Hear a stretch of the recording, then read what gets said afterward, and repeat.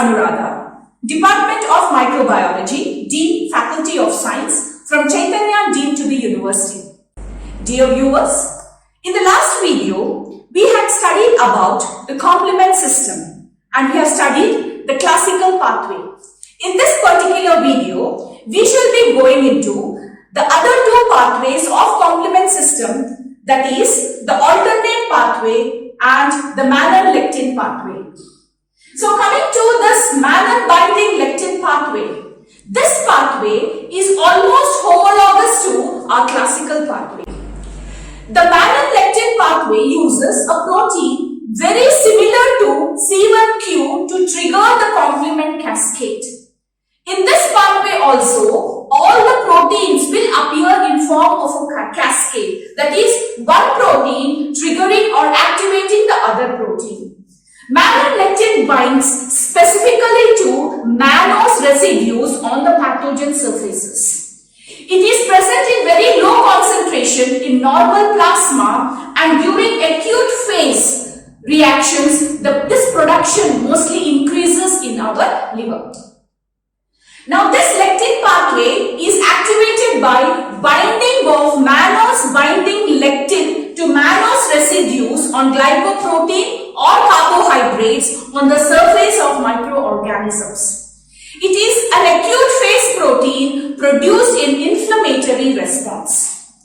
Mannan binding lectin forms a complex which especially with two proteases, we call it as Mannan binding lectin associated serine proteases MASP1 and MASP2, which are closely homologous to our C1q, C1r and C1s, and these are the ones which activate C14 and C2. So as you can see the diagram here, it almost resembles the C1 complex which we have seen in the classical pathway. So you can see MASP1 and MASP2 attaching to the immunoglobulin. The other part of this particular Manon-Lectin pathway is similar to our classical pathway. So the other cascade which occurs in the same way as we have seen in the classical pathway. The next pathway we have is alternate pathway. It is also called as properdin pathway. And this is activated independent of immunoglobulins. When we are talking about classical pathway, we said it is only triggered in the presence of antibodies, that is IgM and IgG. But this pathway takes place without any independent of that particular immunoglobulin. It is mostly activated by bacterial, fungal, plant polysaccharides, lipopolysaccharides, other molecules, and also by certain antibody aggregates that do not bind to C1q, and therefore these are unable to initiate the classical pathway. So those antibodies which are unable to initiate the classical pathway are mostly triggered by this particular pathway. So as you can see here, these are the initiators of alternate pathway of complement activation. Like we have many strains of gram-negative bacteria, lipopolysaccharides from gram-negative bacteria, teichoic acids from gram-positive bacteria, fungal and yeast cells which mostly trigger this particular pathway, some viruses and viral infected cells, even some tumor cells, some parasites like trypanosomonas. So these are some of the pathogens which mostly trigger or initiate alternate pathway. We also have some non-pathogens like human IgA, IgE in complexes, rabbit and guinea pig IgG in complexes, cobra venom factor, heterologous erythrocytes especially of rabbit, mouse and chicken, and also pure carbohydrates like agarose and inulin. So these are the substances, or these are the, you can call it as the initiators of our alternate pathway. Now in alternate pathway, it bypasses the events of some of the events of our classical pathway.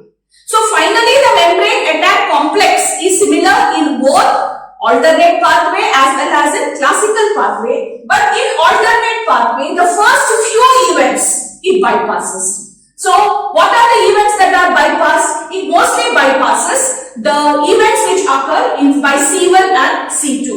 So in this particular place of C1 and C2, this pathway involves two other serum proteins called as factor B and factor D. Okay, students. So this pathway involves two other serum proteins other than C12 and C1 and C2, that is factor B and factor D. The complement protein has an unstable thioester bond that is hydrolyzed to generate C3 and C3I, it is called as. This activation of C3, which is mostly called as tick over activation. So this is a diagram showing the activation of C3. So you can see here that this C3 is activated to form C3b and C3a. Now this factor B now binds to C3I to form a complex called as C3IB. A small fragment called BA is now cleaved from factor B and this combines to form C3I capital B and small b. This C3I capital B and small b is now called as the C3 convertase. It is called as C3 convertase because it splits C3 into C3A and C3B. C3b now binds to the microbial cells and combines with factor B to produce C3 small b and capital B. Factor B to form C3b, capital B and again small b. Now this C3 small b, capital B and small b is stabilized by properdin and this is the one which stabilizes the complex. Now this complex, that is C3 small b, capital B and small b, is a C3 convertase that splits C3 to more C3A and C3B, which combine with factor B in a continuous feedback loop. So C3BB also can bind to C3B to form a very big complex, like we have C3B, capital B, small b, again C3b, capital B, small b, and this is called as the C5 convertase. This C5 convertase, just like our classical pathway, splits C5 into C5a and C5b. At this point, from this particular point, the alternate pathway is similar in the cascade as we have seen in the classical pathway where the sequence of membrane attack takes place. So this pathway does not require an antibody. It is an example of non-specific resistance. So once the C5 convertase is formed, which splits C5A to C5B, we have C6, C7, C8 and all the components of C9 coming to form a pore on the membrane and lysing that particular pathogen. So this is a diagram which is showing us the same alternate pathway. So here the C3 hydrolyzes C3b fragment which attaches to the foreign surface. Then we have the factor B which binds to C3A which exposes the site which is acted upon by factor B and this cleavage generates C3b, capital B, small b, which is nothing but our C3 convertase. Then this particular is now the binding of properdin takes place which stabilizes the convertase. Convertase generates many number of C3b and some bind to again C3b, activating C3 convertase and to antigenic surfaces. Now coming to the relationship between the factors of alternate, classical and Mannan binding lectin pathways.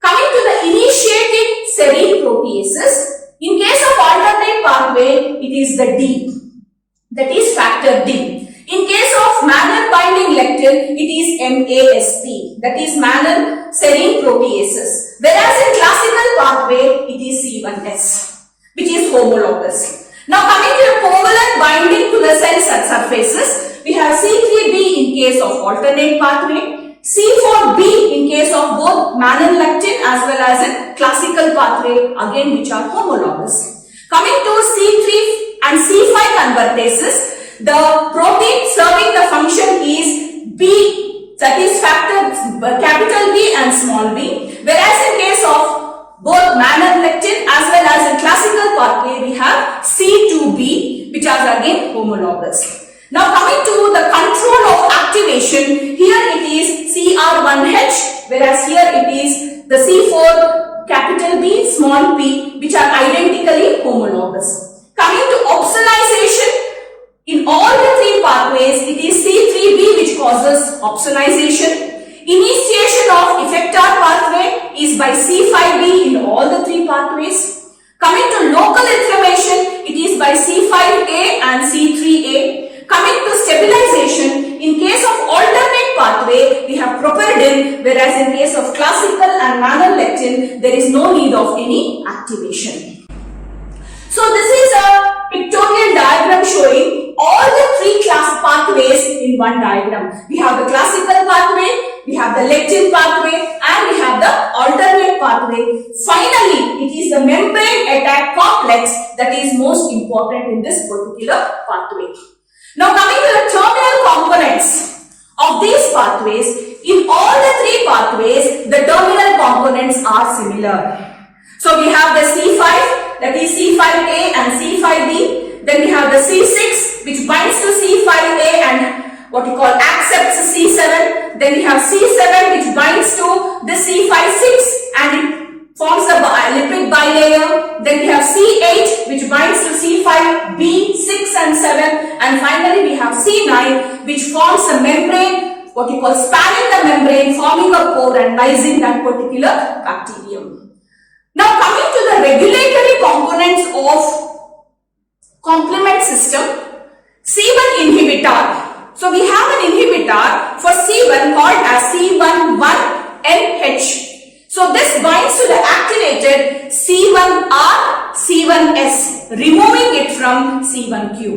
Then we have C4 binding factor, also called as C4BP, which binds to C4B, displacing C2B, cofactor for C4B and also cleavage.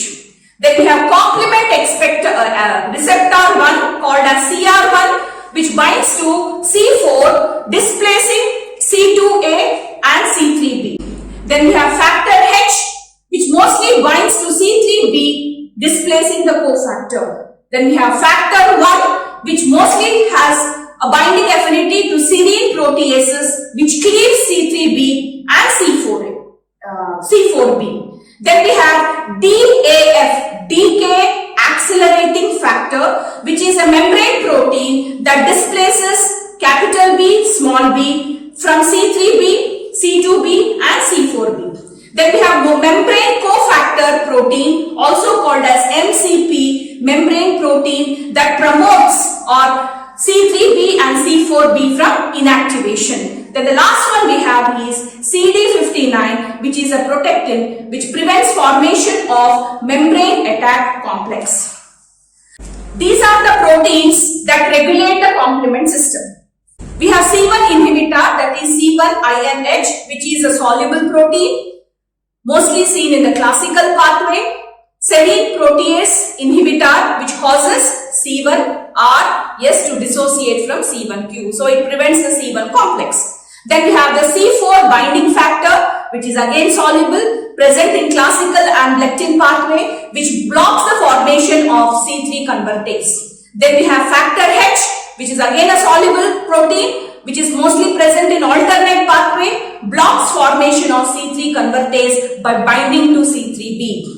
Then we have complement receptor type 1 called as CR1, CD35 and membrane cofactor protein, also called as MCP, which is a membrane bound protein present in classical, alternate and lectin pathways, which block the formation of C3 convertase. Then we have DAF, that is decay accelerating factor, which is again membrane bound, classical, present in classical, alternate and lectin pathways, which accelerates dissociation of the classical and alternate convertases. Then we have factor 1, which is again a soluble protein, present in all the three pathways, and this prevents serine proteases cleaves C4b and C3b using some factors like factor H, DAE, MCP as cofactors. Then we have S protein, which is again soluble termic.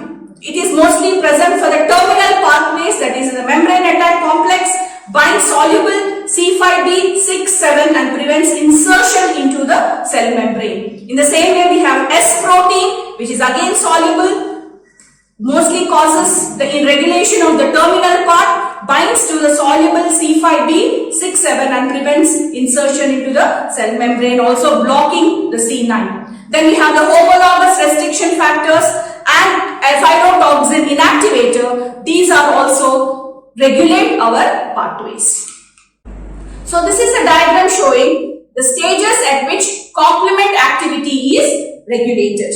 So you can see the different phases where the complement can be regulated. So on the left side you can see how the complement system takes place.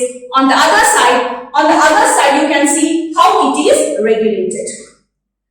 So regulation of complement system, we can divide it into three categories. Before assembly of convertase activity, that is before formation of C3 convertase. So what is the regulation? C1 inhibitor. We have C1 inhibitor which binds to our C1 complex, causing dissociation of C1q, because only when it is associated it helps in attaching to the other component, that is C2. The second one is association of C4b and C2a is blocked by binding C4b binding protein, that is C4b capital BP, or complement receptor type 1 or membrane cofactor protein, that is MCB. Then we have inhibitor which binds to C4b which is cleaved by factor I.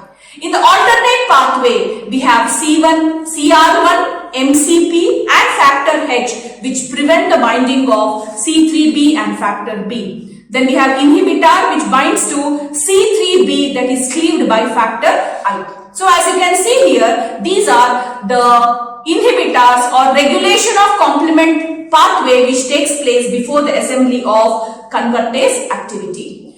Now after the assembly of convertase, C3 convertases can be dissociated by C4b, capital B, P, CR1, factor H and also decay accelerating factor called as DAH. So all these things can help in dissociation of convertase, helping so that this particular convertase will not be able to break down the either the C3A to C3A and C3B.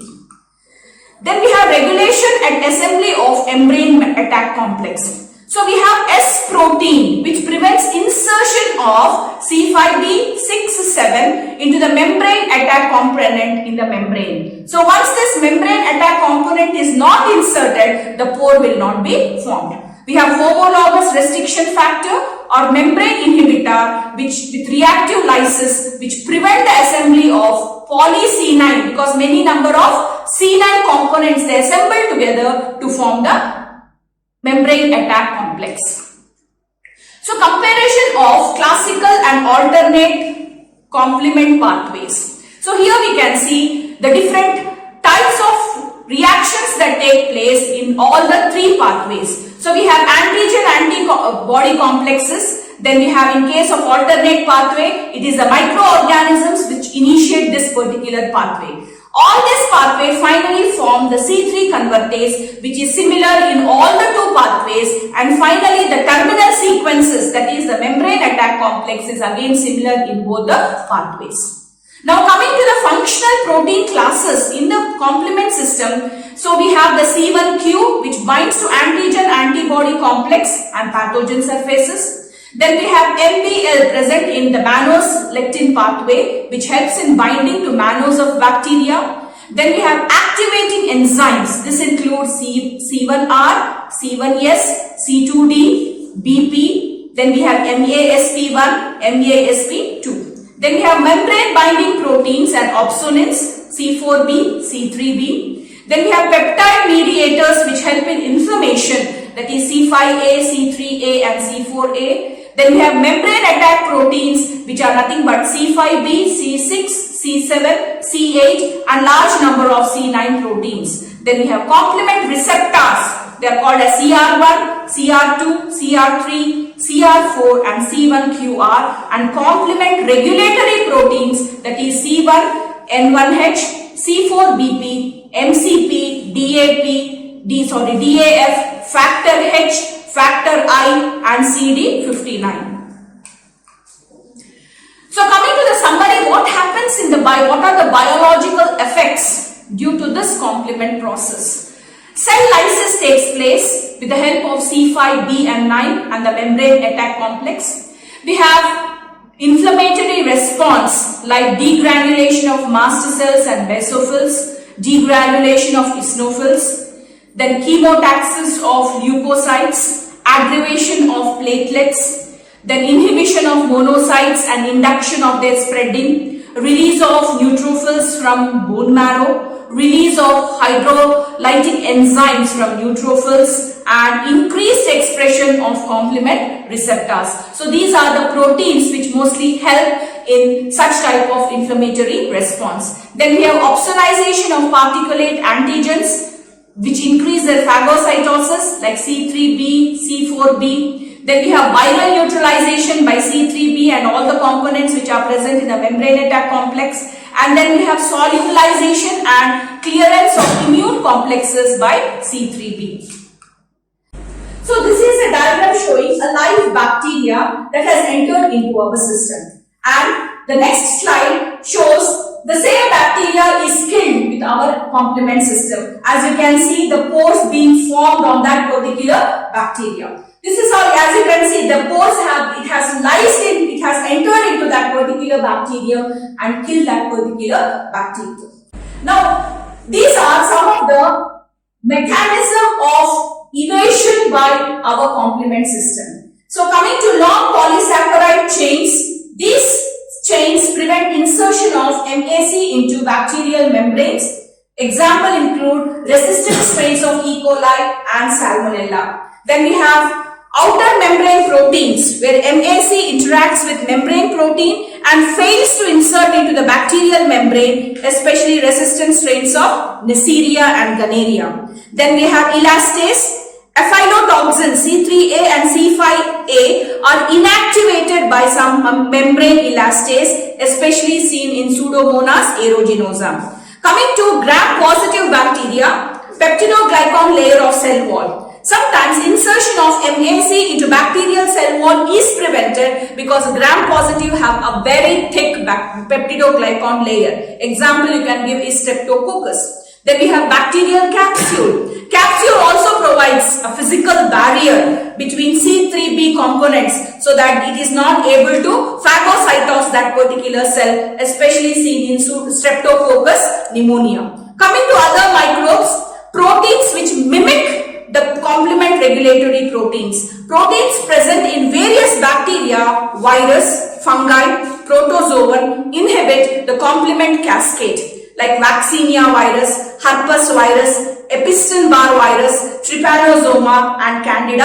albicans. So this is how the activation of complements take place. You can see IgG is initiated or active. The presence of IgG activates our complement system. You can see C3b convertase coming there and then finally phagocytosis of the bacteria takes place.